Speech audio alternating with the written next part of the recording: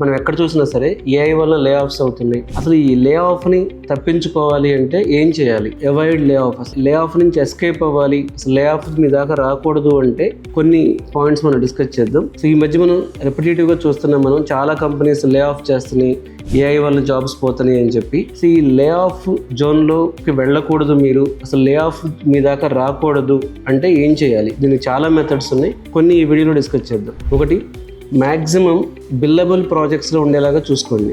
మీరు బెంచ్ మీద ఉన్నా, లేకపోతే ఇంటర్నల్ ప్రాజెక్ట్లో ఉన్నా, లేకపోతే లో బిల్లింగ్ వస్తున్న ప్రాజెక్ట్లో ఉంటే, లేదా బిల్లింగ్ ఫ్యూచర్లో ఆగిపోయి అంటే నియర్ ఫ్యూచర్లో ఇక్కడ ఈ ప్రాజెక్ట్కి ఫండింగ్ ఆగిపోతుంది, బిల్లింగ్ ఆగిపోతుంది, అలాంటి ప్రాజెక్ట్స్లో ఉండకండి. So minimum 3 to 5 years contract ఉండి బిల్లింగ్ వచ్చే ప్రాజెక్ట్స్లో ఉండడానికి ట్రై చేయండి. క్లయింట్ బిల్లింగ్ ఉన్న ప్రాజెక్ట్స్ ఒక అగ్రిమెంట్ ప్రకారం ఉంటాయి కాబట్టి వెంటనే పోవడానికి ఛాన్స్ తక్కువ ఉంటుంది. బిజినెస్ వెయిట్లో కానీ ఇంటర్నల్ ప్రాజెక్ట్లో కానీ ఉంటే మీ జాబ్ లే ఆఫ్కి ఎఫెక్ట్ అవ్వడానికి ఛాన్స్ ఉంటుంది. కాబట్టి active projects, long term projects, client billing ఉన్న ప్రాజెక్ట్స్లో ఎక్కువగా మీరు ఉండేలాగా చూసుకోండి. సో మీ ప్రాజెక్ట్ డిపెండెన్సీ మీ మీద ఉండాలి. అంటే మీరు లేకపోయినా మీ వర్క్ ఆటోమేటిక్గా జరిగిపోతుంది, మీ అవసరం అంత లేదు, టీంలో ఎవరైనా మీరు చేసే పని చేస్తారు, ఇలా కాకుండా మీ ప్రాజెక్ట్ డిపెండెన్సీ మీ మీద ఉండేలా చూసుకోండి. సో అంటే ఏదో ఒక మాడ్యూల్ ఆర్కిటెక్చర్ మీరు ఇన్వాల్వ్ అయ్యారు, లేకపోతే సెన్సిటివ్ డేటా మీరే అప్రూవల్ ఇవ్వాలి. ప్రతి ప్రాజెక్ట్లో కూడా మీరు మీ మీద ప్రాజెక్ట్ డిపెండ్ అయ్యేలాగా ఉంటే, సో డెఫినెట్గా అంటే మీరు ఆ ప్రాజెక్ట్లో మీ అవసరం ఉండే విధంగా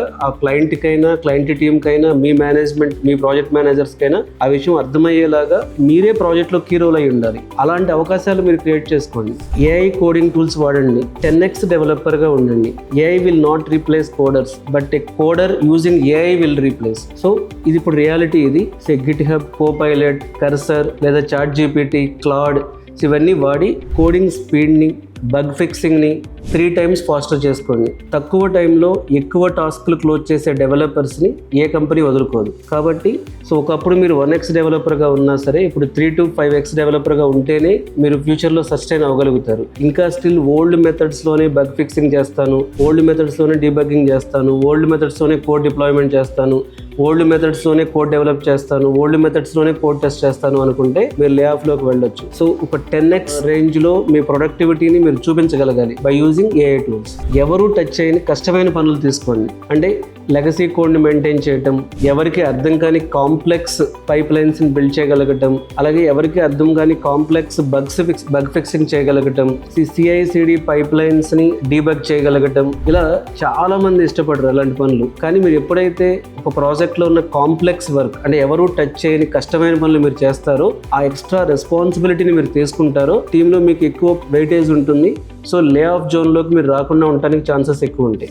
షేప్డ్ స్కిల్స్ని పెంచుకోండి. నేను ఫ్రంట్ ఎండ్ మాత్రమే చేస్తాను, లేదా నేను మాన్యువల్ టెస్టింగ్ మాత్రమే చేస్తాను అనే వాళ్ళకే రిస్క్ ఎక్కువ. మీ కోర్ స్కిల్స్తో పాటు, అంటే మీ కోర్ స్కిల్ జావా అనుకోండి, సో దానికి సంబంధించినటువంటి డిప్లాయ్మెంట్, AWS, డాకర్ లేదా డేటాబేస్ ఆప్టిమైజేషన్ కూడా నేర్చుకోండి. So end to end feature delivery చేయగలిగే వాళ్ళకి డిమాండ్ ఎప్పుడూ ఉంటుంది. ఎంటర్ప్రైజ్ ఆర్కిటెక్చర్ అర్థం చేసుకుని end to end feature delivery చేయగలిగే వాళ్ళకి ఎప్పుడు డిమాండ్ ఉంటుంది. సో మీకు వచ్చిన ఒక స్కిల్కే మీరు పరిమితం అవ్వద్దు దయచేసి. సో మీరు లే ఆఫ్లో ఉండొద్దు అనుకుంటే, సో మీరు మల్టీ స్కిల్డ్గా ఉండాలి. అది కూడా ఆ టెక్నాలజీలో ఇప్పుడు వచ్చిన అడ్వాన్స్డ్ స్కిల్స్ మీకు తెలిసి ఉండాలి. అలాగే విజిబిలిటీ అండ్ కమ్యూనికేషన్. మీరు ఎంత బాగా కోడ్ రాసినా, మీరు ఎంత బాగా టెస్ట్ చేసినా, మీరు ఎంత బాగా CI/CD పైప్ లైన్ బిల్డ్ చేసినా, సో అది మేనేజర్కి తెలియకపోతే ఉపయోగం ఉండదు. సో డైలీ స్టాండప్ మీటింగ్స్లో మీరు ఏం అచీవ్ చేశారో క్లియర్గా చెప్పండి. స్ప్రింట్ రివ్యూస్లో డెమోస్ ఇవ్వండి, డాక్యుమెంటేషన్ రాయండి.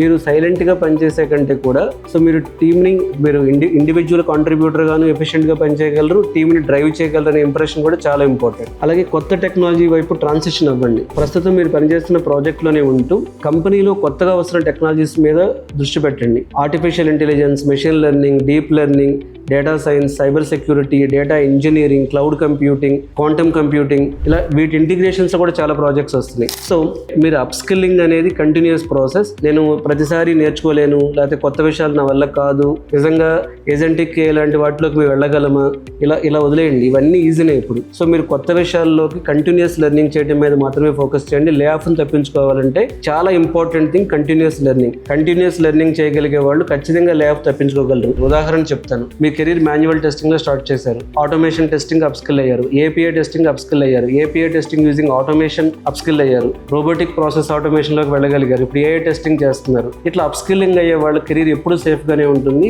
వాళ్ళకే ఎక్కువ ప్రాజెక్టులు మార్కెట్లో వాల్యూ ఉంటుంది, వాళ్ళకి లే ఆఫ్లో తీసేసే ఛాన్స్ చాలా తక్కువ ఉంటుంది. ఇలా డెవలప్మెంట్లో అయినా, డిప్లాయ్మెంట్లో అయినా, లేకపోతే ఏ స్కిల్ అయినా సరే, ఇప్పుడు ఏఐలో కూడా ఒకప్పుడు మీకు for example data science with AI basics వచ్చు, తర్వాత ఇప్పుడు మీరు జనరేటివ్ ఏఐకి అప్ స్కిల్ అయ్యారు, ఏజెంటిక్ ఏఐకి అప్ స్కిల్ అవ్వాలి, ఫ్యూచర్లో ఏజీఐ అని వస్తుంది. అంటే ఈ కంటిన్యూస్ అప్ స్కిల్లింగ్ అనేది ప్రతి డొమైన్లో, సైబర్ సెక్యూరిటీ డొమైన్ అయినా సరే, ప్రతి డొమైన్లో ఐటీ ప్రాజెక్ట్ అంటేనే ఐటీ కంపెనీలో మనం సస్టైన్ అవ్వాలి, లే ఆఫ్లో దొరకకూడదు అంటే కంటిన్యూస్ అప్ స్కిల్లింగ్ అనేది ఖచ్చితంగా ఇంపార్టెంట్. ఈ కంటిన్యూస్ అప్ స్కిల్లింగ్ నేను డెప్త్గా చేయగలిగిపోయినా సరే కనీసం అవేర్నెస్ అండ్ నాలెడ్జ్ అయినా ఉండగలగాలి దానిలో. అలాగే చాలా మంది ప్రొఫెషనల్ నెట్వర్క్, లే ఆఫ్లో మీరు దొరకకూడదు అంటే ప్రొఫెషనల్ నెట్వర్క్ ఇంపార్టెంట్. మీ ప్రాజెక్ట్లో మేనేజర్స్తో కాకుండా మీ కంపెనీలో ఆర్కిటెక్ట్స్ ఎవరు ఉన్నారు, try to maintain good relationships with the team members. ఎందుకంటే ఒకవేళ మీ ప్రాజెక్ట్ క్లోజ్ అయినా సరే వాళ్ళు మీ గురించి ఐడియా ఉండి, మీ స్కిల్స్ తెలిస్తే, మీ ప్రాజెక్ట్ డెడికేషన్ తెలిస్తే వాళ్ళు వేరే టీంలో కూడా తీసుకోవచ్చు. కాబట్టి ప్రొఫెషనల్ నెట్వర్కింగ్ అనేది చాలా ఇంపార్టెంట్. సో ఈ ప్రొఫెషనల్ నెట్వర్కింగ్ ఆఫీస్లో చేయొచ్చు, లేకపోతే లింక్డ్ఇన్ లాంటి ప్లాట్ఫామ్స్ ద్వారా చేయొచ్చు. ఇప్పుడు ఏఐ ప్లాట్ఫామ్స్ కూడా ఫీచర్స్ వస్తున్నాయి. కాబట్టి ప్రొఫెషనల్ నెట్వర్కింగ్ ద్వారా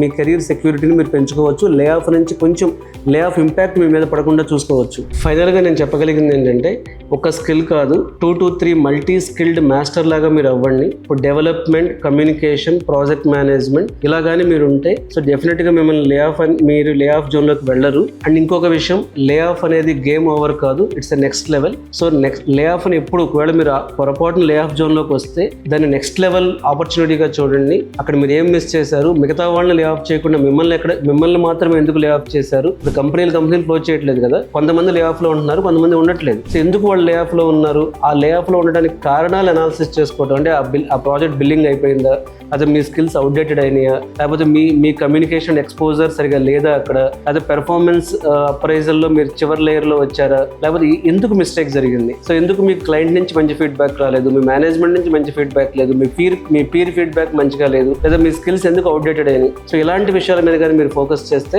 మీరు లే ఆఫ్ జోన్లోకి వెళ్లకుండా తప్పించుకోవచ్చు. ఈ లే ఆఫ్ జోన్లోకి వెళ్లకుండా కంటిన్యూస్ స్కిల్లింగ్ ద్వారా డెఫినెట్గా మీరు ఓవర్కమ్ చేయొచ్చు. అంత పెద్ద కష్టమేమీ కాదు.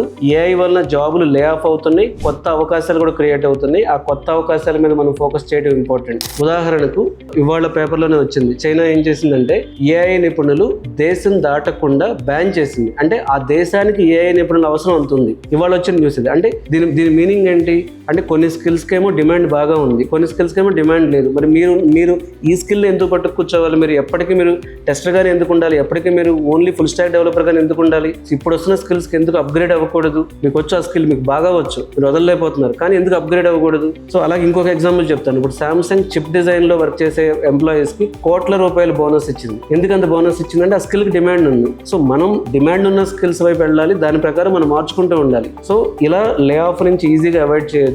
సో మీలో ఎవరైనా సరే ఫ్యూచర్ స్కిల్స్ ఎలా నేర్చుకోవాలనే కన్ఫ్యూజన్ ఉంటే ఈ వీడియోలో ఇచ్చిన నెంబర్కి కాల్ చేసి అపాయింట్మెంట్ తీసుకుని నాతో డిస్కస్ చేయండి. లేదా ఏ స్కిల్స్ మీకు అవుట్డేటెడ్ అయిపోతాయి అనిపిస్తున్నాయో ఆ స్కిల్స్ మీరు మన కామెంట్ సెక్షన్లో కూడా మెన్షన్ చేయొచ్చు. Thank you.